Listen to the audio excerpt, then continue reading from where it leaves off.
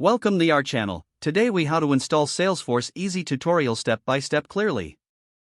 To install Salesforce, start by visiting the official Salesforce website. Once there, locate the sign up or get started button on the homepage. Click that button to begin the registration process. You will be prompted to fill out a form with your basic information. This typically includes your name, email address, and company name. After completing the form, choose a username that includes your email. Once all fields are filled, click on the Sign Up button to continue. Next, check your email for a verification message from Salesforce. Open the email and follow the link provided to verify your account. After verifying, you will be directed to the Salesforce login page. Enter your new username and password to log in.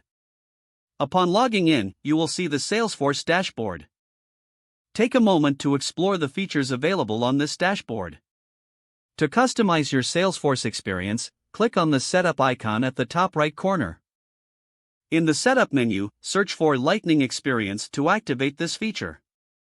Once selected, continue to follow the prompts to enable Lightning Experience. Next, install any necessary apps from the Salesforce App Exchange. Navigate to the App Exchange by clicking on the App Launcher icon. Search for the apps you need and click Get It Now for the desired application. Follow the installation prompts to complete the app setup. After installing apps, consider setting up user permissions. Go to the Users section in the Setup menu and add users as needed. Assign appropriate permissions based on their roles in your organization. Finally, take some time to familiarize yourself with Salesforce's features and tools. Congratulations, you have now successfully installed Salesforce. If the page does not load, refresh the browser or try again in a private or incognito window. Make sure you are using the correct email address, then retype it carefully to avoid small typos.